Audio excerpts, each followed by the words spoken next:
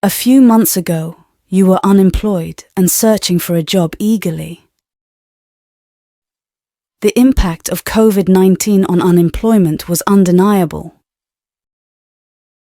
Families struggled to put food on the table, facing the harsh reality of financial instability. Dreams were put on hold as people focused on survival rather than pursuing their aspirations.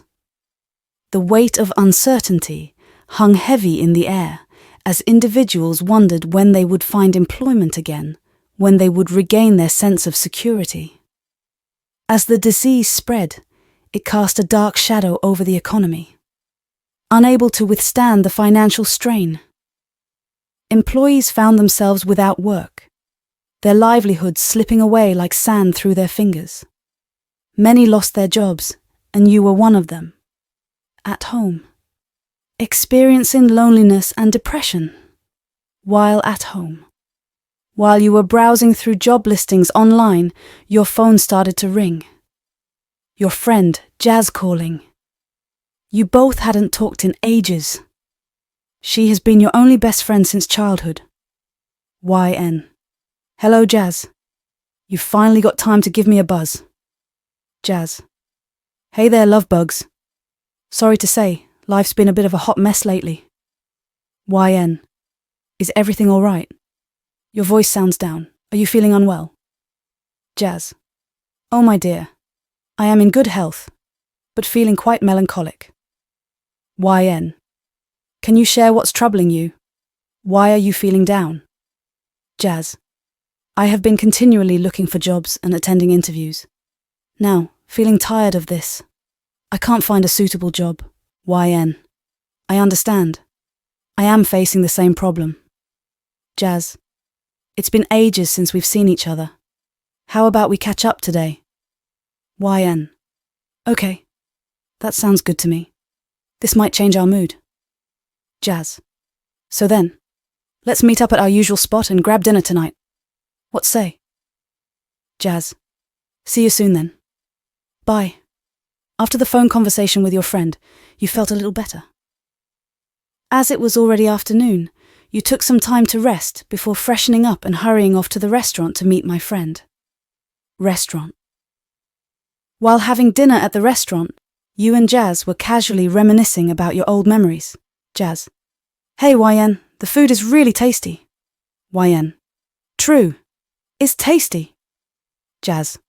Oh yeah. But let's face it, whipping up that kind of deliciousness at home is no easy feat. YN. Gosh, I dislike cooking. I wish I could get to eat such tasty food daily. Jazz. You can have such lavish meals only if you get married to a king. Ian. Absolutely.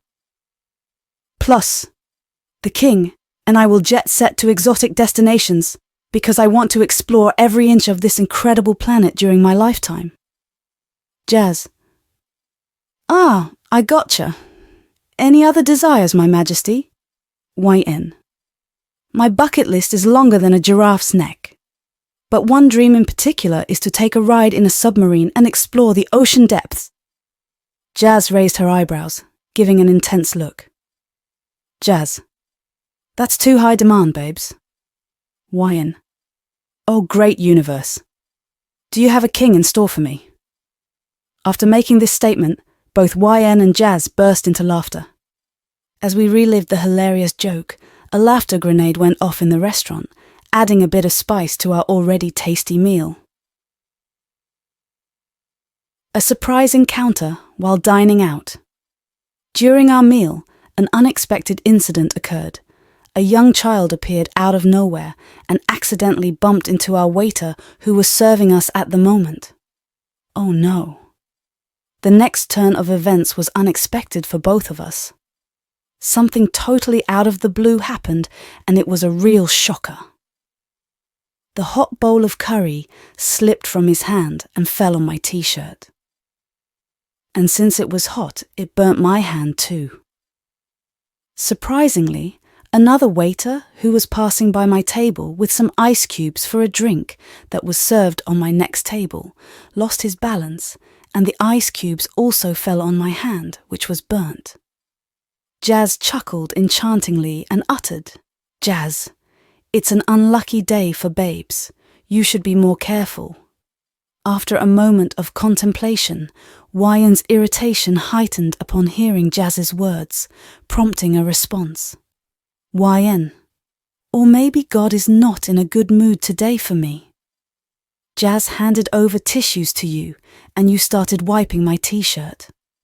A few minutes later, the waiter who had dropped the curry appeared, kneeled in front of you while bowing his head down, holding a beautiful dress and a burn-smoothing gel in his hands, and said, "Waiter, Ma'am, I am very sorry.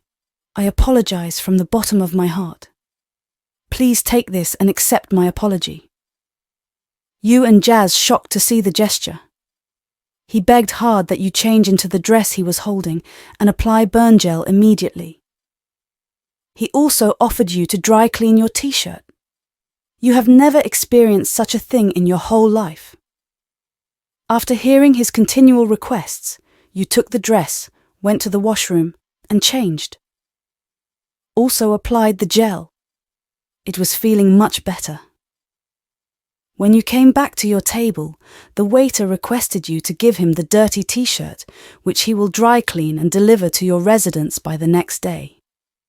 Jazz told you to hand over the t-shirt since he was sincerely begging. So you did as she said. Jazz all of a sudden remembered a very old incident that happened in our high school days. She said, "Jazz, YN, you remembered when we were in our 12th grade, something similar to this event had happened back then." You begin to ponder quietly before responding to, "Jazz, YN. Oh, come on, Jazz. There are many events which had happened in our past. Which one are you referring to?" Jazz, in 12th grade, 2 boys bullied you by sticking chewing gum on your uniform. The memory swiftly surfaces in your thoughts, prompting your response to Jazz. "YN, yeah, but what are you trying to say now?" Jazz, I recall when they were heavily penalized with a 1-week suspension, and afterwards they provided you with a new uniforms, not just 1, but 2 sets. Giving Jazz a puzzled glance and lightly scratching your forehead, you respond. YN, yes, so. Jazz, today's incident looks similar. YN laughs and responds, replacing the confused expressions with a smile. YN, oi! Don't overthink it. This is just a coincidence. Jazz, maybe, but these events coincidentally gave you queen-like treatments. With a mischievous grin, YN playfully claps her hands, fixing her gaze on Jazz. YN, mind-blowing Jazz. I'm thinking, are you intelligent or stupid? Now stop joking and let's finish our dinner. We finished our dinner swiftly and then headed home after enjoying a delightful time together. YN at home. It's been almost 2 weeks since you met your friend Jazz. Sitting idole, you was thinking about my life's current condition. You was jobless for almost 2 years now and facing financial issues so much that it was getting difficult to meet your daily expenses. Being in my 30s, it was difficult to find a job and a life partner. Bus stop. A few days later, you find yourself at the bus stop, waiting for the bus to arrive. After completing an interview and on your way back home, feeling exhausted and disheartened. I just got a call from a well-known fashion company that you recently interviewed with, and they informed you that you have been chosen to join them right away. After facing challenges in numerous interviews, you secured a position at a prestigious company for an entry-level role as an executive. You were overjoyed to have landed the job at last. After taking a cab to the church to express gratitude for landing a job, you were caught in a heavy downpour on your way back home. Hastily seeking refuge, you ran to shelter under a large tree and started thinking in your mind, YN. Looks like this rain is not going to stop soon. What should I do now? While you were thinking, suddenly an old lady wearing a raincoat came to you and handed over an umbrella. Old lady. My girl, please take this umbrella, or else you will fall sick. YN. Thinking. This lady is already wearing a raincoat and has an umbrella too. Why is she carrying both? The elderly woman spoke again, gently shaking your shoulders. Old lady. My dear, are you listening? Returning to your senses, you respond. YN. Oh yes. Yes. Thank you very much, ma'am. But I'm okay. Upon a closer look at you, the elderly woman smiles and speaks. Old lady. Please, dear. Take this umbrella, it is only meant for you. Handing over the umbrella to me, the old lady quickly went away. My mind was very confused with her words. I was thinking, why did she say, it is only meant for you?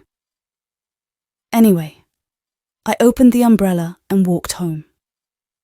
Had a nice cup of hot coffee. I called Jazz and informed her that I got a job and will be joining tomorrow. I slept very peacefully that night. On your first workday, you observed everyone engrossed in their tasks and efficiently carrying out their responsibilities.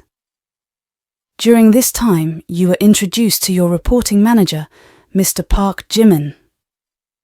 Jimin. Nice to meet you, YN. I was the one who called you yesterday and informed you about your selection. YN. Thank you so very much, sir, for choosing me for this position. Jimin.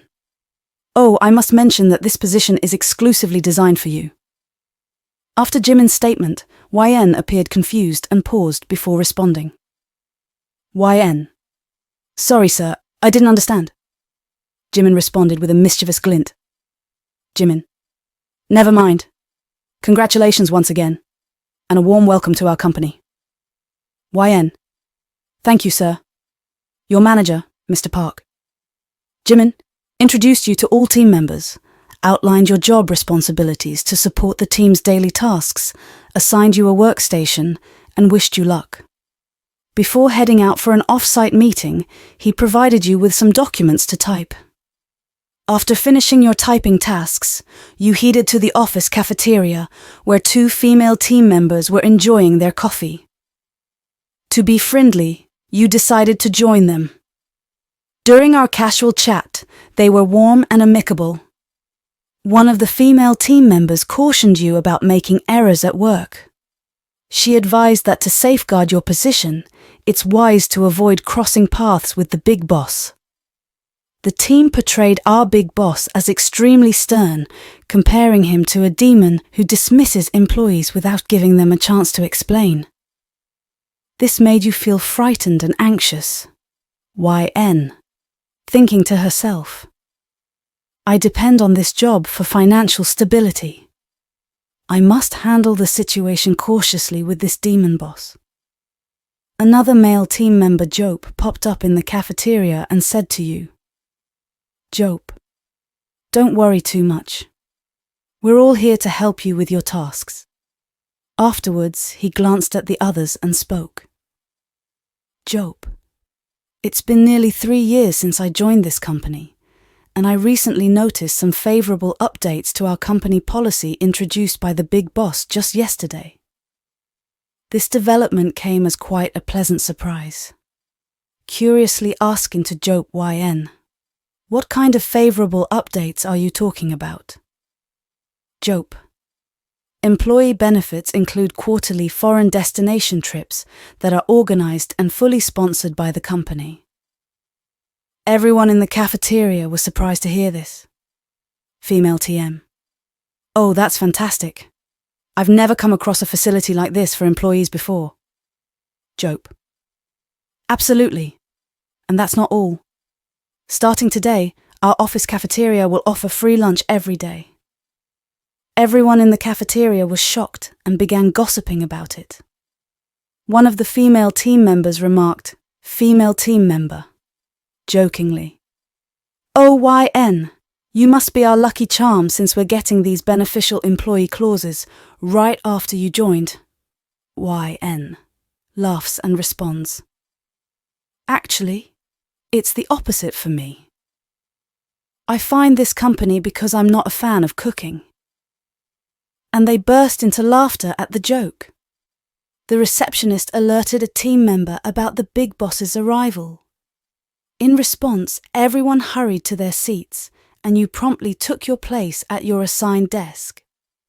Here enters the big boss, Mr. Jeonjungkook, along with your manager, Mr. Park Jimin.